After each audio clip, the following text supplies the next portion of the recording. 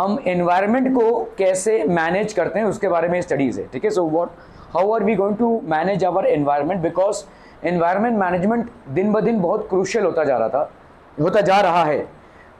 मेरे टाइम पे हमारे शायद इक्का दुक्का कोई टॉपिक निकल आए किसी लाइन पे एनवायरनमेंट के बारे में लिखा होता था, लेकिन आज की तारीख में आपके सारे बुक्स में, चाहे वो साइंस की हो चाहे ज्योग्राफी की हो, कहीं ना कहीं एनवायरनमेंट मैनेजमेंट के ऊपर कुछ ना कुछ टॉपिक रहेगा ही रहेगा।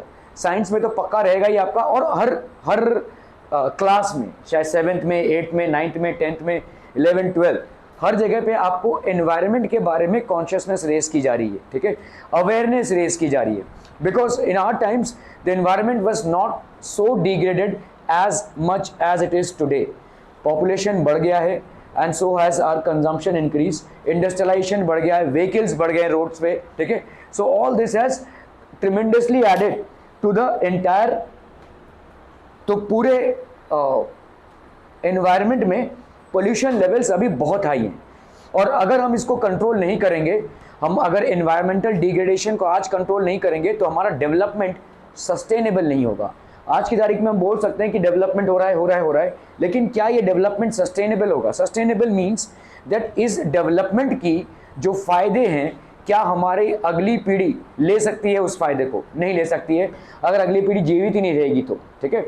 सो बाय एंड लार्ज आज की तारीख में काफ़ी सारे थ्रेट्स हमारे एनवायरनमेंट में हैं which have to be identified and which have to be made aware of, people have to be made aware of. And since you are in an education curriculum, और आप देखेंगे कि सिर्फ अभी ही नहीं, आप जब पोस्ट ग्रेजुएशन कोर्सेज करेंगे तो उसमें भी एनवायरनमेंट रिलेटेड टॉपिक्स रहेंगे। So environment has become so important today that we are having many seminars, we are having many webinars at the same time in your school course curriculum and as well as higher studies curriculum में environment को essentially as a topic include किया गया है, ठीक है। So we'll discuss about environment। तो क्या सारी चीजें हैं देखो, weather and climate, meteorology, solid waste management, need of the hour, disaster management and other things, okay। So आप देखो weather related climate factors, weather और क्लाइमेट में डिफरेंस क्या होता है? Anyone, what is the difference between weather and climate? कब आप, weather और क्लाइमेट में डिफरेंस क्या होता है? एनीवन, वेदर आपका डे टू डे होता है भाई साहब, आज का दिन कैसा है, आज का मतलब you know what is the weather like today.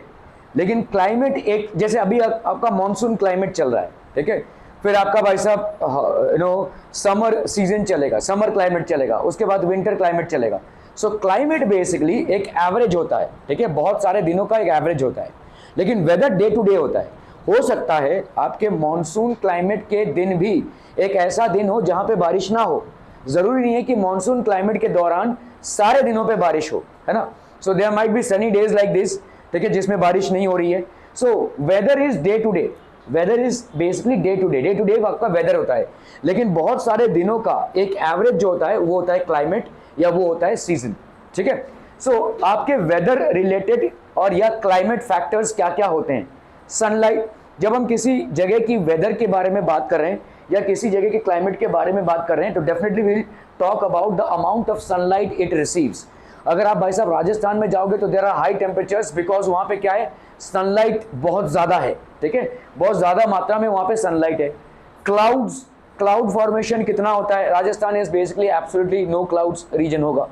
Coastal region में क्लाउड फॉर्मेशन ज्यादा होता है क्योंकि वहां से भाई साहब वेपर आ रहा है, ठीक है। क्लाउड्स कितने फॉर्म होते हैं? ह्यूमिडिटी कितनी है? जैसे जिस दिन आपका बारिश होता रहेगा उस दिन आपका 100% ह्यूमिडिटी रहेगा। Humidity is the percentage of water content in the atmosphere. तो एटमॉस्फेयर में वाटर कंटेंट कितना होता है उसको हम बोलते हैं humidity. Then we talk about rainfall. What is rainfall people? Obviously जो बारिश होती है कितना, ठीक है।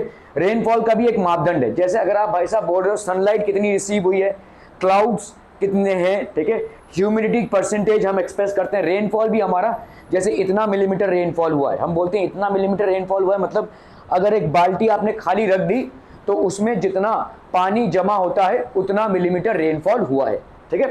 Then we have visibility. Visibility क्या होती है? जैसे कुछ कुछ आपके बॉम्बे में तो कम दिखता है, लेकिन अगर आप नॉर्थ में जाएंगे इंडिया में तो ड्यूरिंग कोल्ड वेव्स और during winter season you will see fogs. Fogs मतलब इतना ज्यादा फॉग होता है कि भाई साहब गाड़ियां एक दूसरे से ठुक जाती हैं, एक्सीडेंट्स होते हैं, ठीक है। सो फॉग मतलब आपका एकदम डेंस फॉग एनवायरनमेंट हो जाता है, मतलब बहुत दूर तक आपको दिखता ही नहीं है कुछ, ठीक है।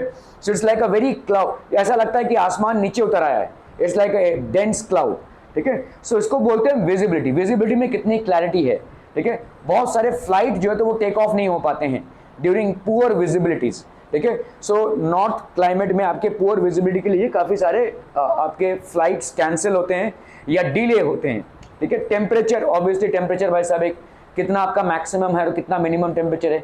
When do we record the minimum temperature of a day? Minimum temperature of a day is recorded just an hour before sunrise. Or when do we record the maximum temperature of the day? At noon, ठीक है। So these are basically atmospheric pressure. Atmospheric pressure कितना है? कुछ areas होते हैं जो लो line pressure areas होते हैं, और ये लो प्रेशर एरियाज में हमेशा आंधी तूफान आती रहेगी। एटमॉस्फेरिक प्रेशर में आपके विंड करंट्स डिपेंड करते हैं, so your wind currents are dependent on the atmospheric pressure. जिस जगह का एटमॉस्फेरिक प्रेशर कम होगा वहां पे हवाएं ज्यादा चलेंगी, आंधी आने की संभावना भी बहुत ज्यादा है, ठीक है। बहुत जोर से विंड आने की संभावनाएं ज्यादा है अगर लो प्रेशर एरिया होगा रो, ठीक है। Okay, so these are basically weather atmospheric conditions at a specific time at a particular place. एक स्पेसिफिक टाइम पे एक जगह का एटमॉस्फेरिक कंडीशन क्या क्या है, मतलब एटमॉस्फेरिक कंडीशन में आपका भाई साहब रेनफॉल आ जाता है, सनशाइन आ जाता है, विजिबिलिटी आ जाती है, टेम्परेचर आता है, ये सारी तमाम चीजें लेकर एक गिवन टाइम में आज के दिन का वेदर क्या है, ठीक है, अभी वेदर क्या है। So atmospheric conditions at a specific time at a particular place, weather depends upon the prevailing conditions of the air, ठीक है। तो आपके एयर के कंडीशंस क्या क्या है, एयर में ह्यूमिडिटी कितनी है, एयर में विंड करंट्स कितने हैं, एयर में मॉइस्चर कितना है, टेम्परेचर कितना है, all these are basically weather related things at a particular time, ठीक है। Okay, climate average of daily readings, मतलब कैसा है भाई साहब, क्लाइमेट मतलब बहुत सारे दिनों का एक एवरेज, ठीक है। जैसे आपके बहुत सारे सब्जेक्ट्स का एक एवरेज निकलता है आपका मार्क्स, जिसको हम परसेंटेज बोलते हैं, वैसे ही बहुत सारे दिनों का ये सारे फैक्टर्स का जब हम एवरेज निकालते हैं that is called the climate. Summer climate है या विंटर क्लाइमेट है या मॉनसून क्लाइमेट है, ये क्लाइमेट चल रहा है। हो सकता है समर क्लाइमेट के किसी दिन में थोड़ी बारिश हो रही हो, तो इसका मतलब मॉनसून क्लाइमेट नहीं आ गया है, उस दिन का वेदर आपका अलग है, ठीक है। हो सकता है विंटर क्लाइमेट में किसी दिन बहुत ज्यादा गर्मी हो, तो इसका मतलब ये नहीं है कि वो विंटर सीजन बंद हो गया है, इसका मतलब ये है कि one particular day the weather is showing an odd behaviour for whatever reasons, ठीक है। So average of daily readings of various weather related parameters recorded for several years. तो आज की तारीख में आप बोल सकते हैं कि मुंबई में मॉनसून का क्लाइमेट लगभग जून से चालू हो जाता है, मिड ऑफ जून से तो चालू होना ही होना है, 9th या 10th से चालू हो ही जाता है, ठीक है, मिड ऑफ जून कंफर्म चालू हो जाता है। How are we saying this? Because this is as per the recordings that we have from various previous years. पहले के जितने भी प्रीवियस ईयर्स के रिकॉर्डिंग्स हैं, as per those recordings we can comfortably say that Mumbai में आपका जो बारिश का सीजन है that approximately starts from the mid of June and it continues till approximately the beginning of September, ठीक है। सो दैट इज हाउ हमने ये रिकॉर्डिंग्स देखी हैं, हमने ये सारा जो है तो मतलब देखा हुआ है, उसके बाद ही हम इस नतीजे पे पहुंचते हैं, ठीक है। Climate is a long term predominant condition of the atmosphere, तो बहुत लॉन्ग टर्म है ये भाई साहब। Climate is a long term predominant condition of the atmosphere. Predominant मतलब पहले से ही एग्जिस्ट कर रहा है, ठीक है, बहुत बहुत सालों से चला रहा है। अचानक भयानक में हम नहीं खोलेंगे कि अच्छा अभी ना मॉनसून अभी मुंबई में ना अभी जून से नहीं आएगा, अभी सितंबर से आएगा या अक्टूबर से आएगा, नहीं, ऐसा नहीं होता है भाई साहब। बहुत सालों से वैसा ही चला आ रहा है, ठीक है। थोड़ा एक दो दिन इधर उधर या थोड़ा टेम्परेचर में इधर उधर हो सकता है, मॉनसून किसी साल अच्छा हुआ, हो सकता है मॉनसून किसी साल खराब हुआ हो, ठीक है, बट मॉनसून का पीरियड वही है, ठीक है। या समर सीजन का एक पर्टिकुलर पीरियड है या विंटर सीजन का भी एक पर्टिकुलर पीरियड है, and this is as per the observations that we have recorded for number of years, ठीक है, बहुत सालों से ये ऑब्जर्व हुआ है। चेंजेस इन वेदर, तो क्लाइमेट में भाई साहब क्या होता है, remains constant in a region for a long duration.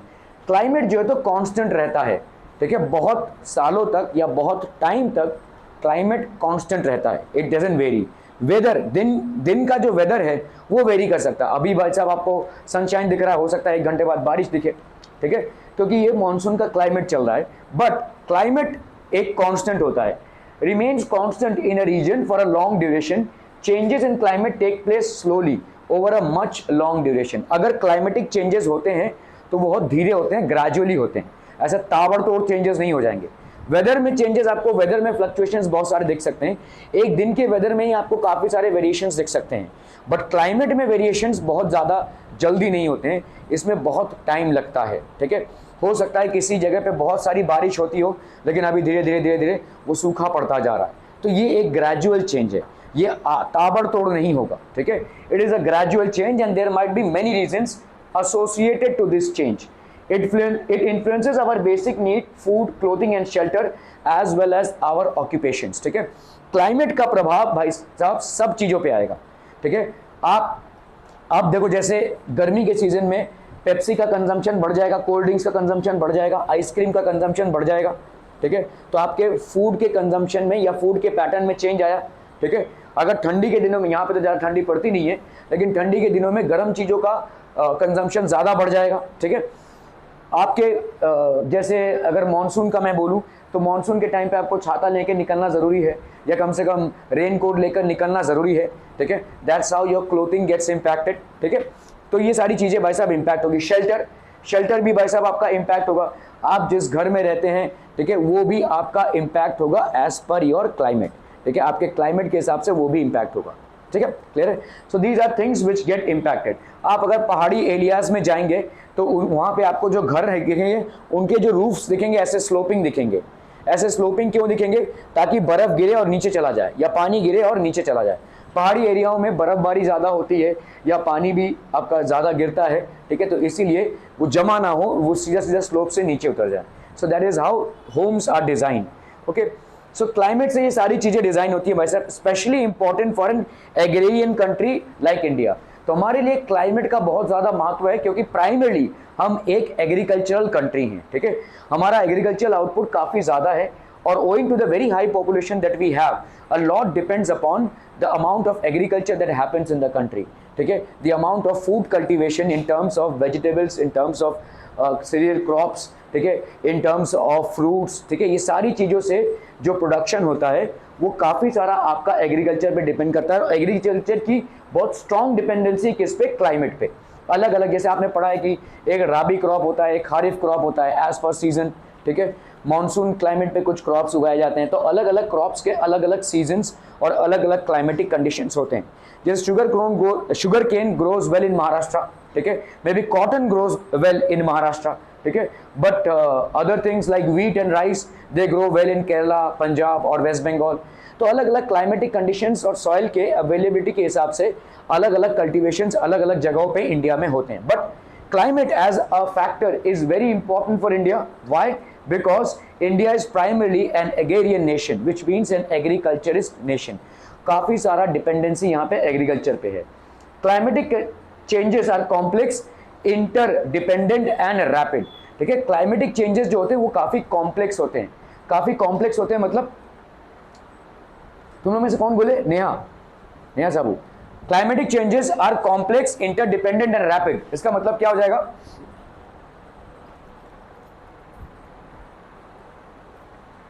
अरे बोला भाई साहब, climatic changes are complex, interdependent and rapid. Complex मतलब बहुत बहुत लोगों को इंपैक्ट करते हुए। ठीक है, it impacts a lot of people. तो people in climatic changes are complex. ठीक है, आपके जो क्लाइमेटिक चेंजेस हैं they will be basically complex, ठीक है, इंटरडिपेंडेंट एंड रैपिड। तो बहुत कॉम्प्लेक्स होते हैं, मतलब इनका फार रीचिंग कॉन्सिक्वेंसेज होता है। ठीक है, कहीं एक्वेटिक लाइफ इंपैक्ट होता है, कहीं पे भाई साहब स्नोज ज़्यादा मेल्ट होते हैं, कहीं पे भाई साहब सी का लेवल राइज होता है। तो अलग अलग क्लाइमेटिक चेंजेस में अलग अलग प्रभाव देखने को मिलते हैं। ठीक है, कौन सी स्पीशी किस क्लाइमेटिक चेंज की वजह से लुप्त हो जाएगी, ये फटाफट अन्वेषण करना मतलब मुश्किल हो जाता है। समझ लो, काफ़ी ज़्यादा बारिश अगर किसी दिन हो जाती है तो हम बोल सकते हैं कि भाई साहब बहुत लोग इंपैक्टेड हो जाते हैं। ठीक है, बहुत सारे जानवर इंपैक्टेड हो जाते हैं। लेकिन क्लाइमेट मतलब एक जगह का क्लाइमेट मतलब एवरेज जो है कंडीशंस, वो अगर चेंज हो जाएं तो उसके फार रीचिंग कॉन्सिक्वेंसेज होते हैं और उसके इफेक्ट्स बहुत कॉम्प्लेक्स होते हैं। ठीक है, they are very complex. Interdependent, और ये भाई साहब इंटरडिपेंडेंट है।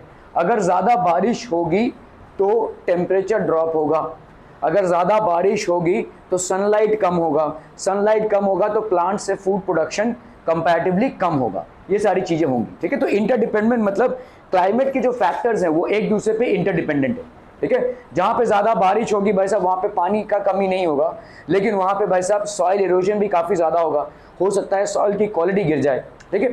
सो ये सारी चीज़ें इंटरडिपेंडेंट है। एंड रैपिड, ठीक है, और रैपिड जल्दी ताबड़तोड़ होते हैं ये। Various climatic factors like direction and speed of wind, temperature, atmospheric pressure, etc. are considered during construction of runways, seaports, huge bridges and skyscrapers. बड़ी बड़ी बिल्डिंगों के निर्माण के पहले, ठीक है, या भाई साहब कंस्ट्रक्शन ऑफ डैम्स, ठीक है, रनवेज, सीपोर्ट्स, ये सारी चीज़ों के कंस्ट्रक्शन के पहले हम पूरे क्लाइमेट को देखने और समझने का प्रयास करते हैं, ठीक है। We try to basically analyse the entire climate, ठीक है, before constructing all these things, ठीक है। So various climatic factors like direction and speed of wind, temperature, atmospheric pressure, etc. are considered during construction of runways, seaports, huge bridges and skyscrapers. क्योंकि इन सारी चीज़ों पे भाई साहब डिपेंड करेगा, ठीक है, इन सारी चीज़ों पे चीज़ें डिपेंड करेंगी। Weather related to a specific location at a specific time, ठीक है, एक स्पेसिफिक लोकेशन पे डिपेंड करता है weather at a specific time, एक स्पेसिफिक टाइम और एक स्पेसिफिक लोकेशन पे वेदर डिपेंड करता है। वेदर इज बेसिकली एक, जैसे मैं बोलूं कि एक दिन का वेदर है या आधे दिन का भी वेदर हो सकता है या 10 घंटे का भी वेदर हो सकता है, ठीक है। So weather is basically dependent on a specific time and a specific location, एक पर्टिकुलर लोकेशन पे वेदर कैसा है, ठीक है। चेंजेस इन वेदर में occur for short period of time. देखो जैसे अभी भाई साहब कुछ अभी देखो सनशाइन है, हो सकता है 2 घंटे बाद बारिश आने लगे, ठीक है। So changes in the weather में occur for a very short period of time. So all changes pertaining to weather might be very short-lived, ठीक है, okay. Importance of weather and climatic conditions in the living world. Environment is responsible for the development of organisms. तो जितने भी organisms हैं उनके development के लिए क्या responsible है? Environment. The climate of a particular region helps to determine the diet, clothing, housing, occupations and lifestyle of the people of that region. तो एक जगह का क्लाइमेट क्या क्या डिटरमिन करता है भाई साहब? डाइट, आप खाते क्या हैं, ठीक है। अगर ठंडी बहुत ज़्यादा है तो आपको ऐसे खाने खाने पड़ेंगे जिससे आपका कार्बोहाइड्रेट प्रोडक्शन ज़्यादा हो, ताकि एनर्जी ज़्यादा प्रोड्यूस हो, ताकि आपकी बॉडी हीटेड रहे, ठीक है, okay. Then clothing of course depends, अगर आप एकदम पहाड़ी इलाकों में रहते हैं जहाँ पे ठंड काफ़ी ज़्यादा है, then you will have to use woollen clothes, jackets etcetera, ठीक है। अगर आप ऐसे जगह पे रहते हैं जहाँ पे रेन बहुत ज़्यादा है तो आपको भाई साहब रेन कोट्स, छाता, ये सब ज़्यादा रखना पड़ेगा। क्लोथिंग, हाउसिंग भी आपकी वैसे ही इम्पैक्ट होती है, ऑक्यूपेशंस भी आपके वैसे ही इम्पैक्ट होते हैं, ऑक्यूपेशन, लाइफस्टाइल, ये सारी चीज़ों का एक क्लाइमेट का इन सारी चीज़ों पे बहुत प्रभाव पड़ता है, ठीक है। Salinity of marine water, formation of oceanic currents, water cycle etc. are all related to various weather and climate factors. तो weather और climate factor इन सारी चीज़ों से connected है। Salinity of marine water, जो marine water होता है, जो oceans और seas में water होता है, उसकी salinity मतलब उसमें salt content, ठीक है। Salinity of marine water, formation of ocean currents, जो ocean currents आपके form होते हैं, वाटर साइकिल मतलब पानी का बरसना, फिर पानी का सूखे, फिर मेघ बनना, फिर बरसना, ये वाटर साइकिल जो होता है, are all related to various weather and climatic factors, ठीक है। Climatic factors bring about the weathering of rocks in the earth's crust, ठीक है। अर्थ के क्रस्ट में जो रॉक्स होते हैं उनका टूटना भी किस पे डिपेंड करता है? क्लाइमेटिक फैक्टर्स में, क्योंकि इन रॉक्स में पानी जमा होता है, वही पानी जब बर्फ बनता है तो वैसा वो रॉक टूटने लगता है, ठीक है। That rock will start to crash, ठीक है। So climatic factors bring about the weathering of rocks in the earth's crust. Climate plays a very important role in the formation and enrichment of soil. Formation and enrichment of soil मतलब क्या हो जाएगा भाई साहब? जो आपका soil form होता है और उसकी एनरिचमेंट मतलब उसकी क्वालिटी का बढ़ना, ठीक है, that will depend upon the climate. Microbes in the soil play an important role in the formation of organic materials. सारे एनिमल्स और plants after they die they are basically consumed by micro organisms, और micro organisms इनको किस में convert करते हैं? Basically organic matter में, ठीक है। तो सॉइल की फर्टिलिटी से बढ़ती है। सो माइक्रोब्स इन द सॉइल, जिस सॉइल में जितना ज़्यादा माइक्रोब्स होगा उस सॉइल की फर्टिलिटी भी उतनी ज़्यादा होगी, क्योंकि माइक्रोब्स ही फाइनल डिकम्पोजिशन करेंगे किसका? डेड ऑर्गेनिक मैटर का। डेड ऑर्गेनिक मैटर मीन्स मतलब डेड एनिमल्स एंड प्लांट्स, ठीक है। This process depends upon various climatic factors. ये प्रोसेस आपके अलग अलग क्लाइमेटिक फैक्टर्स पे डिपेंड करता है। atmospheric conditions at a specific time at a particular place are referred to as, nahi, at a specific time and at a particular place, this will be weather. So this will be weather. ठीक है, state where the given statement is true or false. Climate changes continuously. Kavya, climate changes continuously. False. ठीक है, climate changes gradually. Complete the analogy. Whether specific time and location dash longer duration and larger area. अब बताइए, true, अरे analogy है, true और false नहीं है भाई साहब. ओए हाँ, क्लाइमेट क्या बोल रहा है, climate, okay, climate, okay. Weather basically किससे रिलेटेड है, ठीक है. अरे यार, so weather is related to a specific time and location, whereas climate is related to a longer duration and a larger area. ठीक है. Meteorology, the science that studies the interrelationship between various components of air, natural cycles, geological movements of the earth and climate. इसको हम बोलेंगे भाई साहब meteorology. ठीक है. So it is a science that studies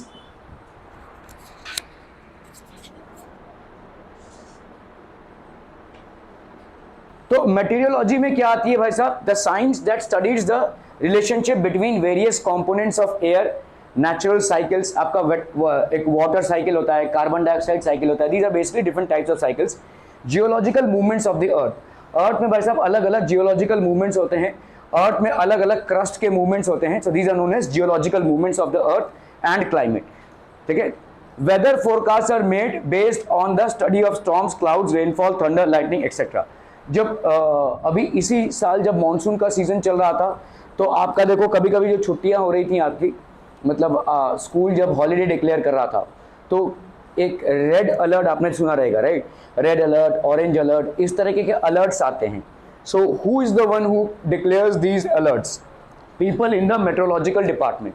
so there is a meteorological department which is basically under the government, which studies whether there is a possibility of a storm, whether there is a possibility of thunder, lightning or rains that can basically impact the lives, normal lives of people, and that is predicted well in advance, ताकि लोग भाई साहब तैयार रहें. ठीक है. सो cyclone आने वाला है, तो ये बेसिकली हमारे आज की तारीख में सैटेलाइट्स जो हैं वो बहुत ऊपर ऑर्बिट्स पे प्लेस्ड हैं, तो वो कैमरा से ये फोटोज निकाल सकते हैं. ठीक है. So satellites, weather forecast are based on the study of storms, clouds, rainfall, thunder, lightning etcetera. ठीक है. वेदर स्टडीज भाई साहब इन पे बेस्ड होती हैं. ठीक है. The world Meteorological Organization was established by the United Nations Organization on the 23rd of March 1950, plays an important role in food security, water management, transportation and communication. इन सारी चीजों में भाई साहब एक इंपॉर्टेंट रोल होता है. Plays an important role in food security, water management, transportation and communication. ठीक है. ये आपका वर्ल्ड मेट्रोलॉजिकल डिपार्टमेंट है. 23rd of March is observed as the world meteorological Day. ठीक है. इंडियन मेट्रोलॉजिकल डिपार्टमेंट, जिसको हम IMD बोलते हैं, और यही IMD से आपके अलग अलर्ट्स जारी होते हैं. साइक्लोन का अलर्ट हो सकता है, बहुत ज़्यादा स्टॉर्म्स के अलर्ट हो सकते हैं, बहुत ज़्यादा रेन्स के अलर्ट हो सकते हैं. These are different alerts which are issued by these different departments. ठीक है. ये इतने शैतान लोग हैं ना.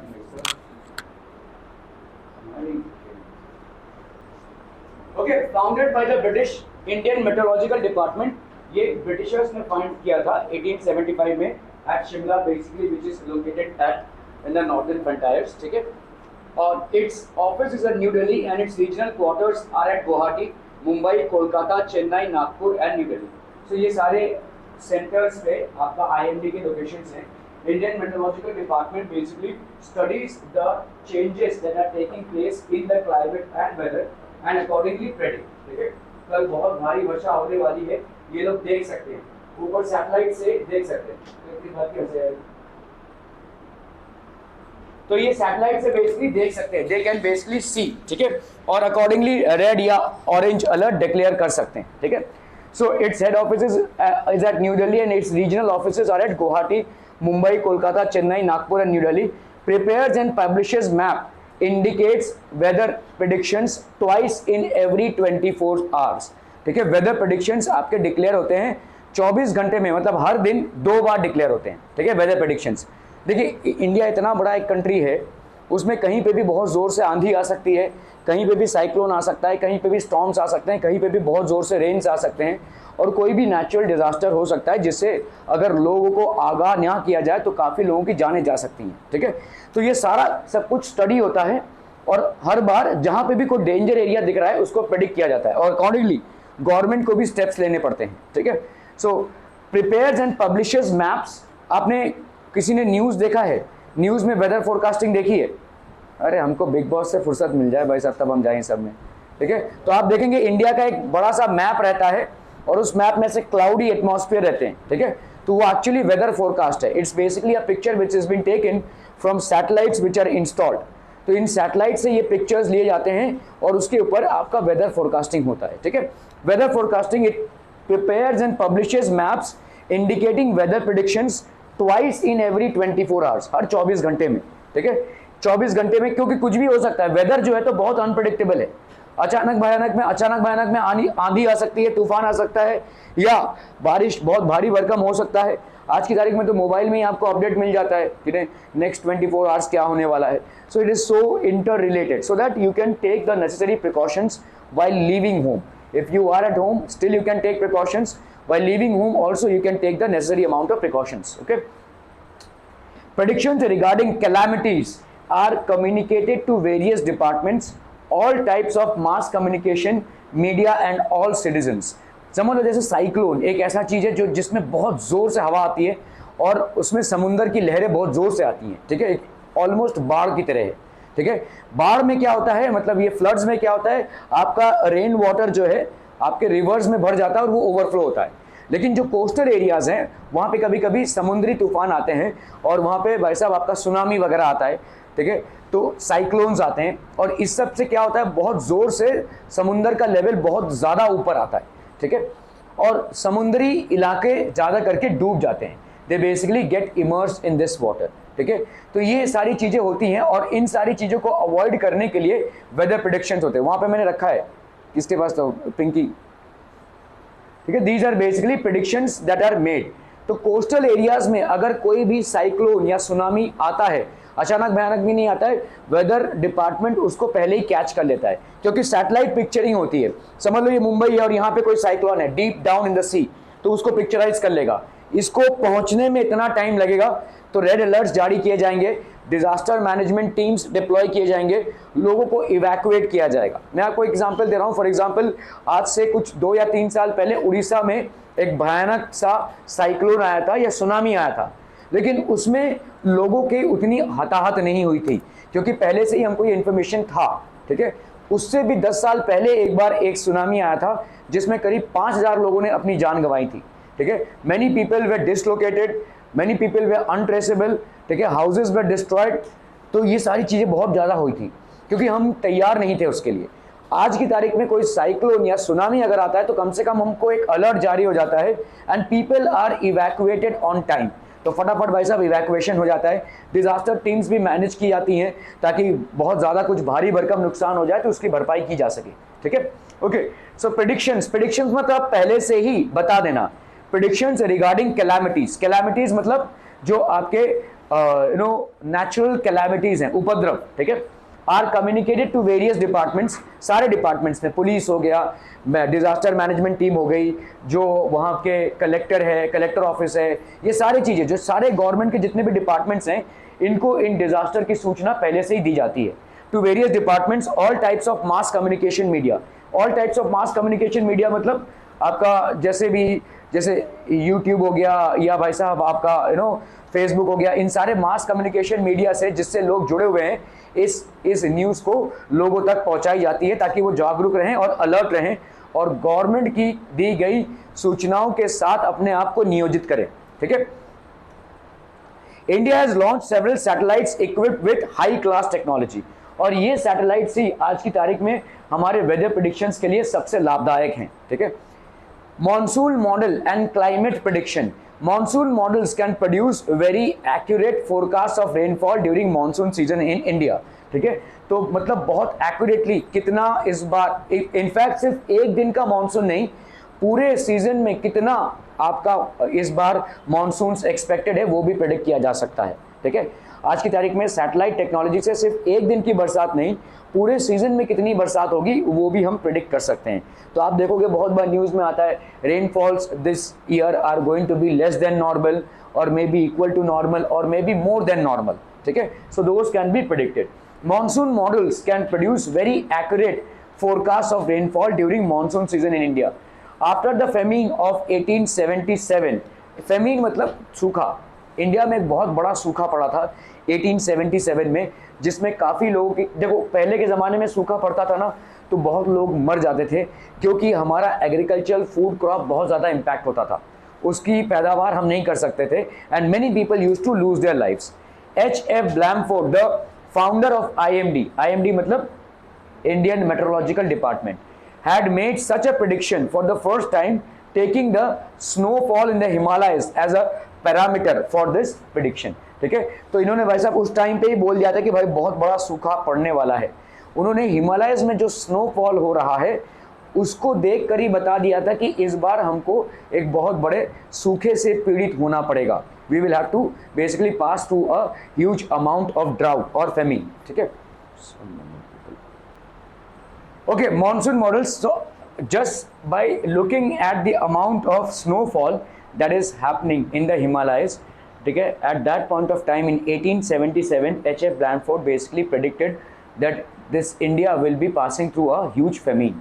Famine मतलब बहुत बड़ा सूखा पड़ेगा। The Indian Meteorological Department and Indian Institute of Tropical Meteorology works towards designing and developing various monsoon models. ठीक है, monsoon models मतलब क्या होता है कि कहाँ पे ज़्यादा बरसात होने वाली है, कहाँ पे कम, और अकॉर्डिंगली हम एग्रीकल्चर में जो लोग जुड़े हैं उनको भी आगाह कर देते हैं। ठीक है, ताकि वो अपने हिसाब से उस तरह से क्रॉप प्रोडक्शन करें। In 1990s, Dr. Vasant Rao Govarikar developed a monsoon model based on 16 worldwide climatic parameters. This model was in use from 1990 to 2002. Approximately 12 साल तक हमने इस monsoon model को यूज़ किया है। Mathematical एक dynamic model होता है। This model takes into account the current weather related events and ongoing physical interactions between them. तो जो भी वेदर रिलेटेड इवेंट्स हो रहे हैं करंट, ठीक है, और जो भी फिजिकल इंटरेक्शन हो रहा है, ठीक है, अलग अलग वैसा क्लाइमेटिक फैक्टर्स के बीच में या वेदर रिलेटेड फैक्टर्स के बीच में जो भी फिजिकल इंटरेक्शंस हो रहा है उस पर होता है। ठीक है, तो this is called the mathematical या dynamic model. Using super computer technology the data about current climatic parameters is mathematically analysed. तो भाई साहब अब मैथमेटिकली इसको एनालाइज करते हैं। समझ गए भाई साहब? ओके, ठीक है, तो इसको हम मैथमेटिकली एनालाइज करते हैं। होलिस्टिक मॉडल भाई साहब क्या होता है? Predictions are declared as the collective outcome of various models. ठीक है, ठीक है, holistic models predictions are declared as the collective outcomes of various models. So हमने बहुत सारे मॉडल्स की स्टडी करके फिर प्रेडिक्ट करते हैं। ठीक है, सुपर कंप्यूटर्स में सारे इंफॉर्मेशन को फीड किया जाता है और इस इंफॉर्मेशन के मुताबिक हम अपने आप को मतलब जो आपदा आने वाली है या वेदर रिलेटेड जो चेंजेस हैं उसमें हम अकोमोडेट करेंगे। उसमें प्रेडिक्शंस होते हैं। ठीक है, ऑरेंज अलर्ट है, रेड अलर्ट है, बहुत ज़्यादा बरसात आने वाली है। कभी कभी आप देखोगे कि रेड अलर्ट है लेकिन शायद उतनी बरसात नहीं हुई। ठीक है, हो सकता है थोड़ा बहुत इधर उधर हो, लेकिन उसका एक मतलब प्रेडिक्शन में देखिए हमेशा एक्यूरेसी नहीं होती है, बट ऑलमोस्ट 90 to 95% एक्यूरेसी अभी है। ठीक है, so accordingly we manage ourselves and so that the damage could be avoided. Nowadays the IMD uses the holistic model to declare predictions. Statistical model क्या है भाई साहब? स्टैटिस्टिक्स पे जो बेस्ड है। ठीक है, स्टैटिस्टिक्स पे मतलब एवरेज पे जो बेस्ड है। ठीक है, समझ लो आप बोल रहे हैं कि कोई बैट्समैन फॉर्म में है, तो कैसे बोल रहे हैं आप फॉर्म में है? क्योंकि उसका एवरेज लास्ट 5 गेम्स का अच्छा है, तो that batsman is in form. ठीक है, तो इसी तरह से हम statistical based on comparative analysis of current climatic observations in region with earlier parameters like oceanic temperatures, atmospheric pressure and nature of the monsoon rainfall of several years. तो इन सारी चीज़ों पे बेस्ड है। ठीक है, इन सारी चीज़ों पे बेस्ड है स्टैटिस्टिकल मॉडल। ठीक है, Statistical methods are used to make predictions about the monsoon in the present conditions. तो किस तरीके का मानसून होगा, क्या ये लॉन्ग गोइंग मानसून होगा या शॉर्ट होगा, कितनी बरसात होगी, ठीक है, क्या बाढ़ आ जाएगी या बहुत सारे रेड अलर्ट वाले दिन होंगे, ये सारी चीज़ों की प्रिडिक्शन मोटे मोटे तौर पे की जा सकती है, ठीक है. Okay, dash is observed as the world meteorological day. Dash is observed as the world meteorological day. Sheetal, 23rd of March. Okay. State where the given statement is true or false. In the holistic model, predictions are based upon those parameters used in other models which have the greatest effect on the monsoon. Greatest effect on the monsoon. Sound? False. तो कौन से model में ये होगा भाई साहब? False कैसे होगा? ट्रू और फॉल्स है, कुछ भी बट्टा मार दो भाई साहब. In the holistic model में नहीं होगा भाई साहब. Predictions are based upon the parameters used in other models which have greatest effect on the monsoon. Give the name of the organization established by United Nations Organization UNO which plays an important role in food security, water management, transport and communication. तो इसको हम बोलेंगे world Meteorological organisation, WMO बोलेंगे. और India में इसका क्या है? IMD, which is Indian meteorological department, ठीक है. Solid waste management. आज की तारीख में भाई साहब जो सॉलिड वेस्ट है उसको प्रॉपरली मैनेज करना बहुत बड़ा हेडेक बनता जा रहा है, ठीक है, क्योंकि स्पेशली इंडिया में हम जितना भी बोल रहे हैं भाई साहब ये गीला कचरे का डब्बा है, ये सूखा कचरे का डब्बा है, लेकिन लोगों को समझ में नहीं आता है, ठीक है. We still basically dispose of waste as we please, ठीक है. तो सॉलिड वेस्ट मैनेजमेंट एक बहुत बड़ा चैलेंज बनता जा रहा है और इसको हम सिर्फ अवेयरनेस से ही डिसॉल्व कर सकते हैं, ठीक है. So pollution is the discharge of toxic or contaminating substance into the surrounding that has an adverse effect on the natural environment or life. तो जो भी आपका contaminated चीज़ें हैं उसको जब हम environment में dispose of करते हैं, अभी environment में dispose of करना मतलब air में dispose करना या water में dispose of करना या soil में dispose of करना, ठीक है. So हम dispose कर रहे हैं and this basically becomes a threat, ठीक है. It leads to environmental degradation. Any unwanted solid materials and articles generated through daily human activities are called as solid waste. इसमें से कुछ वेस्ट एनवायरनमेंट में अब्जॉर्ब हो सकते हैं और इसमें से कुछ वेस्ट एनवायरनमेंट में अब्जॉर्ब नहीं हो सकते, ठीक है. सो जैसे आपका खाना, सड़ा हुआ खाना, ये अब्जॉर्ब हो सकता है, ठीक है. ऑर्गेनिक फूड्स, ठीक है, जो मरे हुए जानवर हैं वो भी अब्जॉर्ब हो सकते हैं, ठीक है, लेकिन प्लास्टिक अब्जॉर्ब नहीं हो सकता है, ठीक है. So any unwanted solid materials and articles generated through daily human activities. Unwanted मतलब जिनकी जरूरत नहीं है. खाना अगर सड़ चुका है तो ऑब्वियसली हम उसको कंज्यूम नहीं कर सकते हैं, ना ही किसी को खिला सकते हैं, ठीक है, तो हम उसको as a waste dispose of कर देते हैं. So that is unwanted. Any unwanted solid material generated through daily human activities, वो चाहे वैसे खाने पीने के चक्कर में हो या माइनिंग हो या कुछ भी, ठीक है, एनीथिंग. ह्यूमन एक्टिविटीज से जो सॉलिड वेस्ट जनरेट हो रहा है, जो हमारे किसी काम पर, समझ लो आप अगर भाई साहब खाना बना रहे हैं लकड़ी जलाकर, तो लकड़ी जलाने से क्या प्रोड्यूस होती है? राख. तो क्या राख एक सॉलिड वेस्ट हो गया? यस इट इज, ठीक है, राख आपका एक सॉलिड वेस्ट हो गया. Ash is basically a solid waste. तो any type of human activity which is generating an unwanted solid product is known as solid waste, ठीक है. इसको हम बोलेंगे भाई साहब solid waste.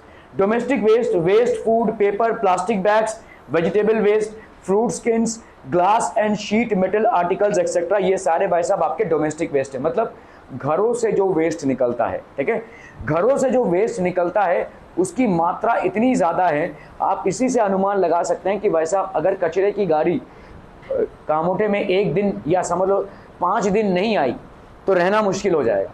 It will be difficult for you to survive. इतना ज़्यादा बास आएगा और इतना ज़्यादा ओवरफ्लो होगा कचरे का, ठीक है, रास्ते में चलना मुश्किल हो जाएगा. So there will be so much of this toxic substances lying around. Waste food, paper, plastic bags, vegetable waste, fruit skins, glass and sheet metal articles. Industrial waste क्या हो जाएगा भाई साहब? Chemicals, pigments, sludge. स्लज मतलब क्या होता है? Industries में जो कीचड़ बनता है, ठीक है, स्लज, ठीक है, that is basically called sludge. Ash, ठीक है, मेटल्स एक्सेट्रा, बहुत सारे मेटल्स वगैरह जो डिस्पोज ऑफ होते हैं. So all these are industrial waste. Hazardous waste मतलब बहुत ही पॉइजनस जो वेस्ट होता है, ठीक है. Chemicals generated in various industries बहुत ही खतरनाक वेस्ट है radioactive waste. In fact radioactive materials को हम as a waste dispose of कर ही नहीं सकते हैं, क्योंकि इनसे जनरेट होते हैं radiations, and radiations can be super harmful to all living beings including human beings. ठीक है, सो ये होता है आपका radioactive waste. Explosives, explosives आपने कुछ दिनों पहले सुना रहेगा, वेस्ट बंगाल में एक हादसा हुआ था, किसी ऐसी छोटे मोटे फैक्ट्री में वहाँ पे पटाखे बनाए जा रहे थे। ठीक है, और ब्लास्ट हुआ और 8 से 9 लोग मर गए, शायद 9 से 10 लोग मर गए थे। ठीक है, उस फैक्ट्री का कोई लाइसेंस नहीं था, प्रॉपर तरीके से वहाँ पे बारूद को बनाया नहीं जा रहा था, थोड़ी सी चिंगारी आई और भाई साहब 9 लोग झुलस कर मर गए। ठीक है, सो टेंट लगाकर ऐसे काम कर रहे थे, एक छोटा सा फील्ड था उसमें टेंट लगाकर इन लोग काम कर रहे थे। So that is what happened. ठीक है, सो ये एक्सप्लोसिव्स होते हैं। Explosives have to be handled with utmost care. Explosive की जरूरत पड़ती है, कैसे, कहाँ पे पड़ेगी एक्सप्लोसिव की जरूरत? जैसे आप अगर देखोगे जो छोटे छोटे स्टोन चिप्स होते हैं जो कंस्ट्रक्शन में लगते हैं, रोड के कंस्ट्रक्शन में, बिल्डिंग के कंस्ट्रक्शन में, तमाम कंस्ट्रक्शन एक्टिविटीज में जो छोटे छोटे स्टोन चिप्स होते हैं उनको कहाँ से हम लाते हैं? उनको ये बड़े बड़े स्टोन्स के एक्सप्लोजन से लाते हैं। तो repeated explosion of these stones basically produces these stone chips. ठीक है, तो ये स्टोन चिप्स को प्रोड्यूस करने में हमको रिपीटेड एक्सप्लोजन करने पड़ते हैं, and we have to basically use explosives for this. ठीक है, ये शहर के बाहर होता है। ठीक है, then we have infectious materials. Now what are infectious materials? Infectious materials मतलब क्या होगा? किसी को इंजेक्शन लगाया, वो एक उसमें भाई साहब क्या कीटाणु होंगे, ऑब्वियसली होंगे, जर्म्स होंगे। ठीक है, किसी का ब्लड निकाला, उसका टेस्टिंग वगैरह हो गया, उसको फेंक दिया, क्या उसमें कीटाणु होंगे?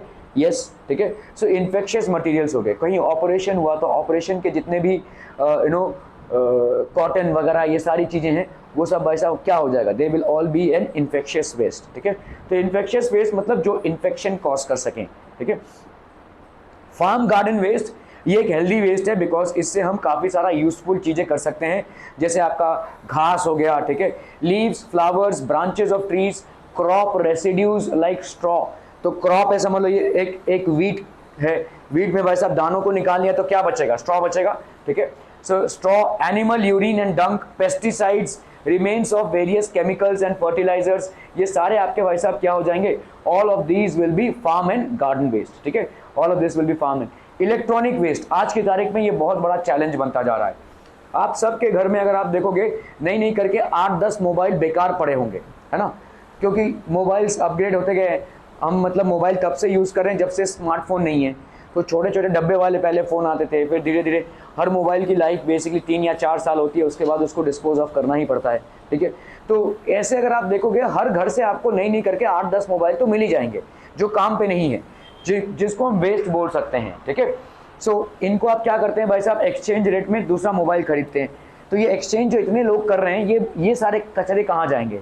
जितने भी आपके भाई साहब इलेक्ट्रॉनिक चीज़ें हैं, लैपटॉप्स हो गया, ठीक है, डेस्कटॉप्स हो गए, मोबाइल्स हो गए, इलेक्ट्रॉनिक गैजेट्स हो गए, आज की तारीख में ये बहुत बड़ा एक वेस्ट जनरेट कर रहा है। और प्रॉब्लम ये है कि ये बायोडिग्रेडेबल वेस्ट नहीं है, it is a non biodegradable waste. This is becoming a pure challenge. ठीक है, so non functional TV sets, cell phones, music systems, computers and their parts. पहले के ज़माने में लोगों के घरों में बड़े बड़े म्यूजिक सिस्टम्स हुआ करते थे, आज भी होंगे, उतने ज़्यादा लोग खरीदते नहीं हैं, क्योंकि लोगों को अभी भाई साहब ईयरफोन मिल गया है, तो ईयरफोन से आप पर्सनली म्यूज़िक सुन सकते हैं। अगर आप ज़ोर से म्यूज़िक चलाएंगे तो शायद आपका पड़ोसी दौड़ के आएगा, है ना।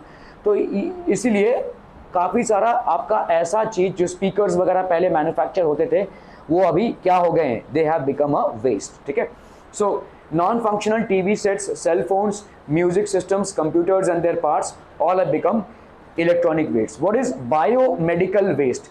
बायोमेडिकल वेस्ट बैंडेजेस जो हॉस्पिटल्स में होते हैं, ड्रेसिंग्स मतलब समझते हैं, अगर आपको कभी चोट लगती है तो उसका रेगुलर ड्रेसिंग करना पड़ता है, या कहीं पे अगर ऑपरेशन होता है तो हर 2 दिन या 3 दिन बाद जाकर पट्टी को खोलकर फिर से ड्रेसिंग करना पड़ता है, क्योंकि वहाँ से टॉक्सिन्स रिलीज होते हैं और डॉक्टर चेक भी करता है कि कहीं सेप्टिक तो नहीं हो रहा है। ठीक है, सो ये ड्रेसिंग करनी पड़ती है और ड्रेसिंग के टाइम पे उस वुंड को फिर से क्लीन किया जाता है। ठीक है, तो ये है ड्रेसिंग्स। ठीक है, ड्रेसिंग्स, ग्लव्स जो हॉस्पिटल में नर्सेज या डॉक्टर्स यूज़ करते हैं, नीडल्स, तो आज की तारीख में तो भाई साहब डिस्पोजेबल सिरिंजेस हैं, मतलब एक को इंजेक्शन लगा तो उसको भाई साहब डिस्पोज करना ही पड़ेगा। सलाइन बॉटल जिससे सलाइन चढ़ता है लोगों पे, मेडिसिन, ठीक है, medicine bottles, test tubes, body parts, ठीक है, बहुत सारे ऑपरेशंस में बॉडी पार्ट्स को काटा जाता है, ये भी भाई साहब आपके बॉडी पार्ट्स हैं, ठीक है। Blood etcetera from clinics, hospitals, blood banks and labs, these are biomedical waste. इनका भाई साहब डिस्पोजल नहीं होता है, इनका होता है भाई साहब इंसिनरेशन। इंसिनरेशन मतलब बहुत हाई टेम्परेचर्स पे इनको जला दिया जाता है, because they can be super infectious, ठीक है, तो इनको इंसिनरेशन करना ही पड़ेगा। सीरियस, तो इनका भाई साहब इंसिनरेशन का सिस्टम है, ठीक है। अर्बन वेस्ट, अर्बन वेस्ट मतलब शहरी इलाकों में वेस्ट। शहरी इलाकों में वेस्ट ज्यादा होता है।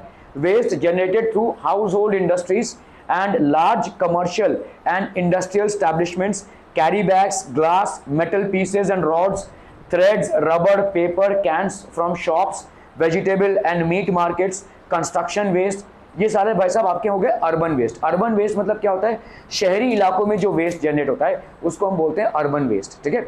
शहरी इलाकों में वेस्ट जनरेशन ज्यादा होता है, हाउस होल्ड इंडस्ट्रीज हैं, ठीक है, and large commercial and industrial establishments, बहुत सारे, जैसे समझ लो कोई मॉल है वहां पे वेस्ट जनरेशन होगा, ठीक है, इंडस्ट्री है वहां पे भी वेस्ट जनरेशन होगा, कैरी बैग्स, ग्लास, ये सारे आपके अर्बन वेस्ट है।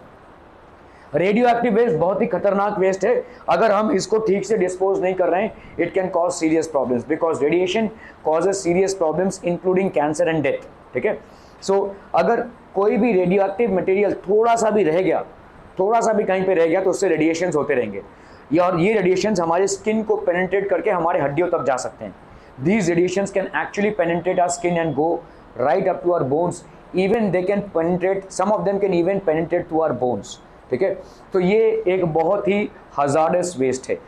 हालांकि अगर आप देखोगे रेडियो एक्टिव एनर्जी बहुत बहुत अच्छी एनर्जी है, लेकिन उसको हम यूज़ नहीं कर पा रहे हैं क्योंकि हमारे इफेक्टिव जो यूनिट्स हैं वो उतने सेफ नहीं हैं। तो we have not reach that optimum levels of safety to use radioactive energy, otherwise radioactive energy is the future energy, ठीक है। तो radioactive materials like strontium, cerium, barium 140 and heavy water etcetera are generated from atomic energy plants, uranium mines, atomic research center, nuclear weapon testing sites etc. heavy water जिसको use किया जाता है in order to design nuclear weapons, ठीक है। So ये सारी चीज़ों से भाई साहब बहुत सारा रेडियो एक्टिव वेस्ट जनरेट होता है, और रेडियो एक्टिव वेस्ट अपने आप में सबसे खतरनाक वेस्ट है, ठीक है। बायोमेडिकल वेस्ट क्या है कि लोगों के कॉन्टैक्ट में आएगा तो इन्फेक्शन क्रिएट करेगा। रेडियो एक्टिव वेस्ट के लिए कॉन्टैक्ट की भी जरूरत नहीं है, उससे रेडिएशन जो होगा उसी से डैमेज हो जाएगा, ठीक है। So for biomedical waste the person or who is impacted has to get in touch or in contact with the biomedical waste, वो अगर संस्पर्श में आएगा तो ही उस पर ये अंजाम उसको भुगतना पड़ेगा। लेकिन रेडियो एक्टिव वेस्ट मतलब वहां पे दूर 1 किलोमीटर दूर कोई रेडियो एक्टिव सब्सटेंस पड़ा हुआ है, उसके रेडिएशन से हम और आप इम्पैक्ट हो सकते हैं, ठीक है। इट इज दैट डेंजरस, ठीक है, क्लियर है, okay. Heavy water generated from atomic energy plants, uranium mines, atomic research centers, nuclear weapon testing sites etc. ये सारे जगहों से भाई साहब, इसीलिए जहाँ पे भी न्यूक्लियर वेपन की टेस्टिंग होती है वो बहुत ही डेजोलेटेड एरिया होता है, कहीं समुंदर में या कहीं रेगिस्तान में, ठीक है। जैसे हमारा पोखरण एक जगह है जहाँ पे न्यूक्लियर वेपन्स की टेस्टिंग होती है, ठीक है। सो ये सारे एरियाज जो है रेसिडेंशियल एरिया से बहुत दूर हैं, ठीक है। Mining waste, remains of heavy metals like lead, arsenic, cadmium etcetera from mines. Mines में करते क्या है हम भाई साहब, ड्रिलिंग करके अर्थ के अंदर से मेटल्स को निकालते हैं, और इसके मेटल्स तो निकलते हैं लेकिन साथ ही साथ काफ़ी सारा कचरा या वेस्ट भी निकलता है, और ये वेस्ट काफ़ी खतरनाक हो सकता है अगर हमने इसका प्रॉपर ट्रीटमेंट नहीं किया तो। बायोडिग्रेडेबल वेस्ट, बायोडिग्रेडेबल वेस्ट मतलब ये एक सेफ वेस्ट है, ठीक है। बायोडिग्रेडेबल वेस्ट सड़ा हुआ खाना, ठीक है, या वेजिटेबल्स के छिलके, ठीक है, या फ्रूट्स के छिलके या वेजिटेबल्स या फ्रूट्स एज वेल, ठीक है, ये सारा जो है आपका बायोमेडिकल वेस्ट है, and this is a very useful waste. इसको आप कहीं भी डिस्पोज ऑफ कर सकते हैं, मतलब प्रॉपर ऐसे जगह पे डिस्पोज ऑफ कर सकते हैं जहाँ पे कोई ना रहता हो, और सॉइल इसको भाई साहब कंज्यूम कर लेगा। सॉइल के अंदर जो माइक्रो ऑर्गेनिजम्स हैं ये इसको कंज्यूम कर लेंगे, उल्टा सॉइल को और ज़्यादा फर्टाइल बना देंगे। It is one of the most safest of all waste, ठीक है, बायोडिग्रेडेबल वेस्ट, ठीक है। Is a type of waste which is easily degraded by microbes. हमारे सॉइल में भाई साहब माइक्रो ऑर्गेनिजम्स होते हैं और इजीली इसको डिग्रेड कर सकते हैं। उल्टा अगर ये डिग्रेड करेंगे तो सॉइल की फर्टिलिटी बढ़ जाएगी, ठीक है, सॉइल की फर्टिलिटी बढ़ जाएगी। प्रॉब्लम यह है कि हम अपने घरों से जो बायोडिग्रेडेबल वेस्ट निकलता है उसको नॉन बायोडिग्रेडेबल वेस्ट के साथ मिक्स कर देते हैं, ठीक है। शहर से जो बायोडिग्रेडेबल वेस्ट निकलेगा उससे हम बहुत फर्टाइल लैंड बना सकते हैं, सिर्फ बायोडिग्रेडेबल। आपके घर में सड़ा हुआ खाना, वेजिटेबल पील्स, ये सारी चीज़ों को जो बायोडिग्रेडेबल हैं उनको अगर अलग से इकट्ठा करके हम किसी ऐसे ज़मीन पे डंप करें, ठीक है, तो वहाँ अगर कोई खुले ज़मीन पे डंप करें 4-5 सालों में वो ज़मीन बहुत फर्टाइल ज़मीन हो जाएगी। 4-5 सालों में उसमें आप कुछ भी उगा सकते हैं, इतनी ज़्यादा उसकी फर्टिलिटी बढ़ जाएगी, ठीक है। लेकिन हमारा प्रॉब्लम ये है कि हम प्लास्टिक में या बाकी सारे कचरों के साथ भी उसको डिस्पोज करते हैं, जिसकी वजह से जो कचरे का विभाजन है वो प्रॉपरली नहीं हो पाता है, that is not done properly, ठीक है, जिसकी वजह से हम इस बायोडिग्रेडेबल वेस्ट को प्रॉपरली यूज़ नहीं कर पा रहे। Otherwise biodegradable waste can be very effectively use, बहुत ही इफेक्टिव यूज उसका हो सकता है, ठीक है। इंक्लूड्स किचन वेस्ट, एश, सॉइल, डंग मतलब गोबर, पार्ट्स ऑफ द प्लांट्स, ये बायोडिग्रेडेबल वेस्ट है। ह्यूमन या एनिमल्स की बॉडी से जो भी वेस्ट निकलता है प्लस जितना भी आपका ऑर्गेनिक वेस्ट है, सड़ा हुआ खाना, वेजिटेबल पील्स, ठीक है, फ्रूट पील्स, फ्रूट्स, वेजिटेबल्स, ये सारी चीज़ें सबसे सेफेस्ट वेस्ट है और सबसे अच्छा वेस्ट है क्योंकि इससे सॉइल की फर्टिलिटी बढ़ती है, ठीक है। बस इसको सेपरेट करके आपको प्रॉपर सॉइल में डिस्पोज करना है। अगर हम शहर का पूरा कचरा, ऐसा वाला कचरा जो बायोडिग्रेडेबल है, उसको कहीं ऐसे ज़मीन पे डिस्पोज करते हैं जो किसी की भी नहीं है, अगले 4-5 सालों में भाई साहब उसमें उपजाऊता उस ज़मीन की इतनी ज़्यादा बढ़ जाएगी कि भाई साहब आप जो भी बोएंगे उसमें भाई साहब फसल उगेगी ही उगेगी, ठीक है। तो that is how it is, but problem है कि हम सारा सब कुछ एक साथ ही डिस्पोज करते हैं। Okay, this waste is mainly of organic type and is also called wet solid waste और wet garbage, जिसको गीला कचरा बोलते हैं हम, ठीक है। नॉन डिग्रेडेबल वेस्ट, हमारा प्रॉब्लम ये है कि बायोडिग्रेडेबल और नॉन बायोडिग्रेडेबल दोनों को मिक्स करके हम बेसिकली डिस्पोज ऑफ करते हैं, ठीक है। अक्सर हम दोनों को मिक्स करके डिस्पोज ऑफ करते हैं, that is a big challenge. उधर ही देख, थैंक यू, ठीक है। सो इसमें होता क्या है, अगर हम भाई साहब बायोडिग्रेडेबल वेस्ट और नॉन बायोडिग्रेडेबल वेस्ट को एक साथ डिस्पोज ऑफ करेंगे तो हम किसी भी दोनों में से किसी का भी फायदा नहीं उठा पाएंगे। नॉन बायोडिग्रेडेबल वेस्ट का कोई फायदा नहीं है, हाँ, लेकिन इसको जलाकर हम इसको रीमोल्ड कर सकते हैं, ठीक है। Type of waste which is not easily degraded because it requires a very long period of time and the use of various techniques.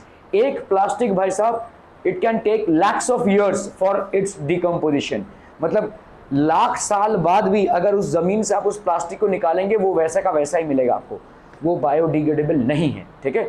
सो ऐसे तमाम प्लास्टिक्स अगर जमा होने लगे तो understand how detrimental it will be proving towards the atmosphere. Includes plastic, metal and other similar materials also called dry solid waste और dry garbage. तो सूखा कचरा और गीला कचरा का यही मीनिंग है कि आप जितना भी नॉन बायोडिग्रेडेबल वेस्ट है उसको एक कचरे के डब्बे में डालिए और बायोडिग्रेडेबल वेस्ट को दूसरे कचरे के डब्बे में डालें, but we don't make that discrimination, ठीक है। Otherwise at least for biodegradable waste we can make a huge use, ठीक है। हम एक शहर के आजू बाजू पूरे एरिए को, जो मतलब शहर का बाहरी इलाका है, उसको भाई साहब पूरा एक फर्टाइल लैंड बना सकते हैं। ये मॉडल है बेसिकली, ठीक है। शहर का एक बाहरी एरिया जो है, जो ज़्यादा करके यूज़ नहीं होता है, जो ऐसे ही पड़ा हुआ है, शायद रेंज वहाँ पे ज़्यादा नहीं है या कोई भी रीज़न है जहाँ पे सॉइल की फर्टिलिटी उतनी ज़्यादा नहीं है, आप आराम से अगर बायोडिग्रेडेबल एक दिन के कचरे से, एक दिन के पूरे शहर के कचरे से, बायोडिग्रेडेबल कचरे से हम इतनी ज़्यादा पैदावार बढ़ा सकते हैं कि इसके आजू बाजू ही पंजाब या एक वेस्ट बंगाल क्रिएट हो जाएगा। That means that much of productivity can happen, but problem is we generally mix these two waste, और जब हम मिक्स कर देते तो उसको हम यूज़ नहीं कर सकते, ठीक है। तो सूखा कचरा या गीला कचरा, ये जो विभाजन है गवर्नमेंट से, ये इसी वजह से है कि ताकि हम इसको ठीक से डिस्पोज ऑफ कर सकें, ठीक है। ड्राई सॉलिड वेस्ट और dry garbage. So dry garbage is made up of inorganic waste, wet solid garbage is made up of organic waste, ठीक है। And organic waste is a good waste which can basically if disposed in a proper medium and disposed in a proper soil, it can increase the fertility of the soil. Prasanna, बहुत प्रसन्न हो तुम ज़्यादा, हाँ। Harmful effects of solid waste, harmful effect on biodiversity, bad order of waste. तो देखो कचरे का एक बास तो आता ही है और उस बास से सबको तकलीफ होगी, ठीक है। Effect on biodiversity. बायोडाइवर्सिटी मतलब आपके अलग अलग जो जीव जंतु हैं वो मारे जा सकते हैं, ठीक है, अगर आपने सही सही वेस्ट को डिस्पोज नहीं किया। अ lot of animals can get killed, ठीक है। प्रोडक्शन ऑफ टॉक्सिक गैसेस, बहुत पॉइजनस गैसेस प्रोड्यूस होते हैं। डिग्रेडेशन ऑफ नेचुरल ब्यूटी, ठीक है, कचरा भाई साहब इधर उधर। और हम तो मतलब इतने गैर गुजरे लोग हैं ना भाई साहब, कहीं पे भी खाली जगह मिल जाए हमको भर देंगे भाई साहब कचरे से, ठीक है। आप कभी अगर सीरीज वगैरह देखते होंगे फॉरेन कंट्रीज की, तो आप देखो कितना ब्यूटीफुल लैंडस्केप रहता है उनका, ग्रीन तो ग्रीन ही है भाई साहब, खाली एरिया तो खाली एरिया ही है वो, ठीक है। मतलब और हमको देखो भाई साहब कोई एक छोटा सा खाली एरिया मिल जाए, 4-5 दिन में भाई साहब उसको कचरे से भर देंगे, है ना। That is how we have, मतलब हमको कोई कचरे फेंकने का कोई सेंस है नहीं। मैं एक बहुत छोटा सा एग्जांपल दे रहा हूँ, मतलब फॉरेन कंट्रीज में ना छोटे से छोटे बच्चों को ना अगर चॉकलेट खाया है ना तो रैपर डस्टबिन में फेंकना है, ये छोटे से ही ट्रेनिंग दी जाती है। और एक बहुत सिंपल सी टेक्निक है, बहुत सिंपल सा ट्रेनिंग है ये, बहुत सिंपल सा, कि भाई अगर आपने चॉकलेट खाया है तो रैपर को बराबर आप एक डस्टबिन में डिस्पोज करें। मैं यहाँ पे देखता हूँ लोगों ने खाया वही फेंक दो भाई साहब, अरे व्हाट, ये मतलब ये जो पेड़ है इसके नीचे मैं रोज कचरा साफ करता हूँ भाई, लोग यहाँ पे आके डाल कर जाते हैं इस पेड़ के नीचे, उसी पेड़ के नीचे लोग पूजा भी कर रहे हैं और उसी पेड़ के नीचे भाई साहब खा के डाल भी रहे हैं। पैथेटिक सेंस है ये हमारा, पैथेटिक सेंस, मतलब हमको ये सेंस मिला ही नहीं है। तुमको मालूम है फॉरेन कंट्रीज में कहाँ पे ये शिक्षा मिलती है? चर्चेस में, चर्च में ये शिक्षा मिलती है, क्योंकि ज़्यादा करके उनका क्रिश्चियन कम्युनिटी है और क्रिश्चियन कम्युनिटी में बाकायदा ये सिखाया जाता है कि प्लीज़ अगर आपने फूड लिया है तो उसको पहली बात तो फूड वेस्ट मत करो, और जिस भी कंटेनर में आपने फूड को कंज्यूम किया है उसको प्रॉपरली डिस्पोज ऑफ करो। ये कल्चर हमारे अंदर है ही नहीं। और अगर एक देश का प्रधानमंत्री लोगों से हाथ जोड़कर ये बोल रहा है कि स्वच्छता बरखें, ठीक है, तो वो हमारा फेलियर है। देश का प्रधानमंत्री भाई साहब डेवलपमेंट की बात करेगा, देश का प्रधानमंत्री भाई साहब बड़ी बड़ी चीज़ों की बात करेगा, लेकिन यहाँ पे इस समाज से उनका प्रार्थना है कि आप भाई साहब थोड़ा सा शौच बरतें, थोड़ा सा भाई साहब खुले में शौच ना करें। छोटे में वो मतलब ये बोल रहे हैं कि खुले में मत भागो भाई साहब, और क्या बोलेंगे वो, इतना भी सेंस नहीं है हमको। We have so pathetic sense of hygiene and health. ये हम जितना भी भाई साहब गर्वान्वित हो कि हम भारतीय हैं, लेकिन ये सेंस हमको पहले से ही नहीं है। And let's face the facts, we have a pathetic sense of managing waste. Pathetic मतलब सुपर पैथेटिक। आप देख लो ना, मैं तुमको बता रहा हूँ, तुम कामोटे का सर्वे कर लो, कहीं भी खाली एरिया तुमको घास नहीं दिखेगा भाई साहब, वहाँ पे कचरा दिखेगा। खाली एरिया मिल जाए, खाली एरिया काफ़ी सारे हैं, खाली एरिया मिल जाए तुमको वहाँ पे कचरा ही दिखेगा बाय डिफॉल्ट, ठीक है। So that's how we have managed our waste, ठीक है।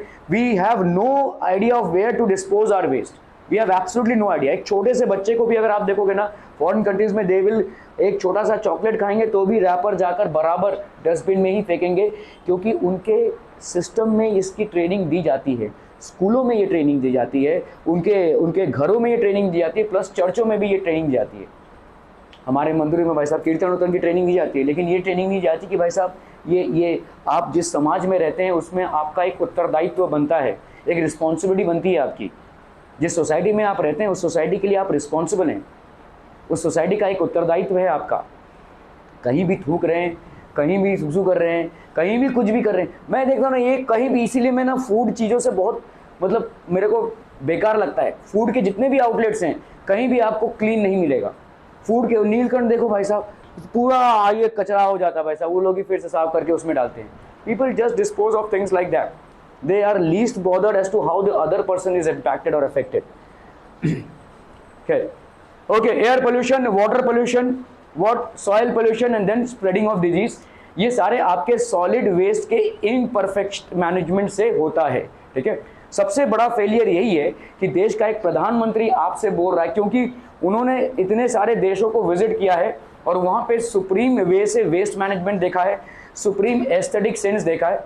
मेरी जो सिस्टर है, मैं आपको एस्थेटिक सेंस की बात कर रहा हूँ, वेस्ट मैनेजमेंट तो छोड़ दो, ठीक है। मेरी खुद की जो सिस्टर है, she was in America for approximately 5 to 10 years। और क्या हुआ, जब जिस कॉलोनी में उन लोग रहते थे वहाँ पे अभी इनके जो इन लॉज, मेरे सिस्टर के जो इन लॉज थे, उन लोग गए और हम लोग जब भी ट्रैवलिंग से आते हैं, मतलब मेरे जिया जी के जो मम्मी पापा हैं वो वहाँ पे पहुँचे, तो जब भी वहाँ पे गए तो हम लोग जैसे ट्रैवलिंग करके जाते हैं तो हमारा पहला काम क्या रहता है, भाई साहब कपड़े धो, है ना। सो इन्होंने कपड़े उपड़े धोए और मस्त में भाई साहब ऐसे टांग दिया, मतलब एक स्ट्रिंग लगाकर जैसे रस्सी होता है, तो बालकनी में ऐसे टांग दिया। 2 घंटे में नोटिस आ गया, ठीक है, पुलिस से नोटिस आया कि आपके ऊपर $100 का फाइन लगता है, और अगर आपने यहाँ पे नहीं उठाया इसको या फिर से दोबारा ऐसा किया तो आपको ये कॉलोनी वैकेट करनी पड़ेगी। क्यों? क्योंकि आप इस कॉलोनी का एस्थेटिक सेंस डिस्ट्रॉय कर रहे हैं। एस्थेटिक सेंस मतलब समझते हैं? हम नहीं समझते, नहीं समझेंगे इस जन्म, कम से कम इस जन्म में तो नहीं समझ पाएंगे हम, और 100 साल लग जाएंगे हमको समझने में। एस्थेटिक सेंस मतलब ये जो कॉलोनी है भाई साहब इस तरह से, कोई यहाँ पे कपड़े टांग रहा है, कोई भाई साहब ये कुछ रखा हुआ है, ऐसा नहीं हो सकता। It has to be uniform. कोई कपड़े नहीं टांग सकता ऐसे बाहर। आपको भाई साहब कपड़ों का करना है, धोना है, लॉन्ड्री में जाइए, उसको धोइए, सुखाइए और घर लेकर आइए। दैट इज द वो व्यवस्था है। आप ऐसे मतलब अगर आप करेंगे ऐसा तो ब्यूटी का जो सेंस है कॉलोनी का वो डिस्ट्रॉय हो जाएगा। इस लेवल की एस्थेटिक सेंस है लोगों की, और वहाँ के लोग बोलते हैं Asians are super dirty, and they are right. हम तो कपड़े छोड़ दो भाई साहब, हम तो पता नहीं क्या क्या कर रहे हैं एनवायरनमेंट के साथ। We are least bothered about our environment. वहाँ पे भाई साहब $100 का फाइन लगा 2 घंटे में, और साथ ही साथ वार्निंग भी आया कि अगली बार ऐसे अगर कपड़े सुखाते हुए देखे पाए जाए तो आपको ये कॉलोनी वैकेट करनी पड़ेगी, you will have to leave. So that's how strict the aesthetic sense is. उनका भाई साहब सेंस ही एस्थेटिक का, ब्यूटिफिकेशन का ऐसा है, जहाँ पे वो रहते हैं उसको ब्यूटीफाई करके ही रहेंगे।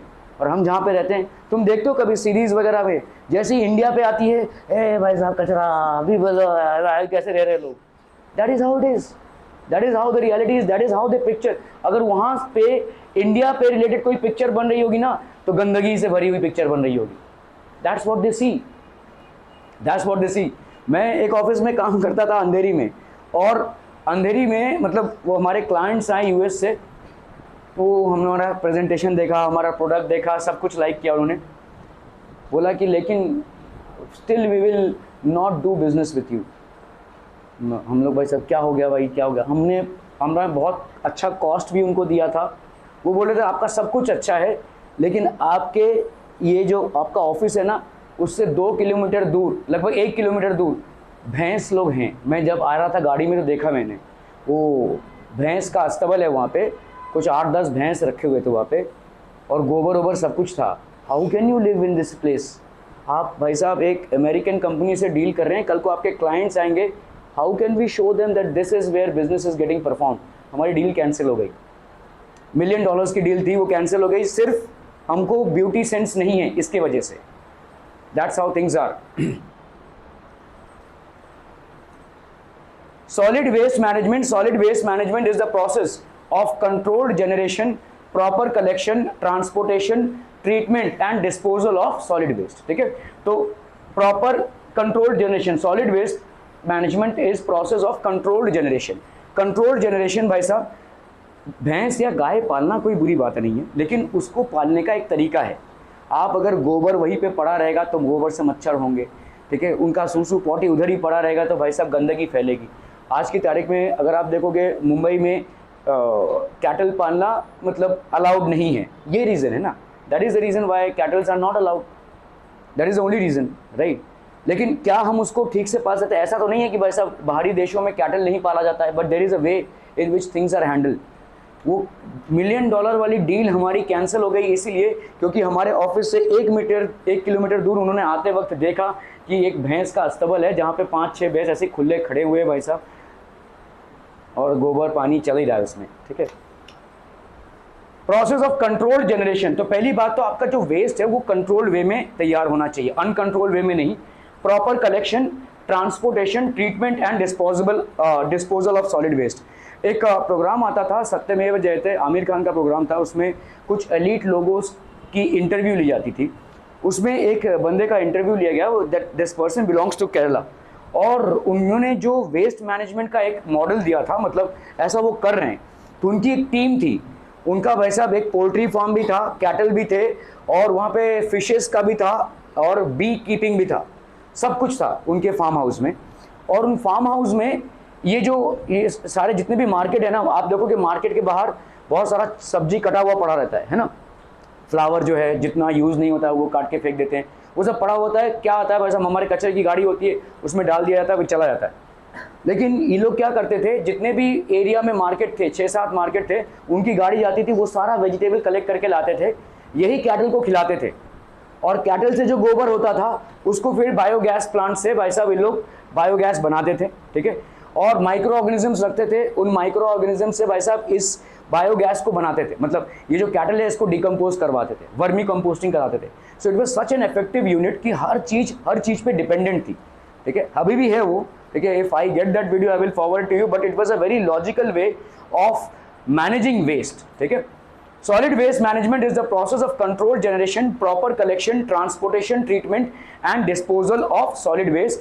It is necessary to manage solid waste for preventing environmental pollution and to keep the surroundings clean, for energy as well as fertilizer production, to reduce the strain on natural resources through treatment of solid waste, to improve the health and quality of life and maintain environmental balance. तो health और quality और plus environmental balance को maintain करने के लिए it is very important to dispose of waste effectively, ठीक है।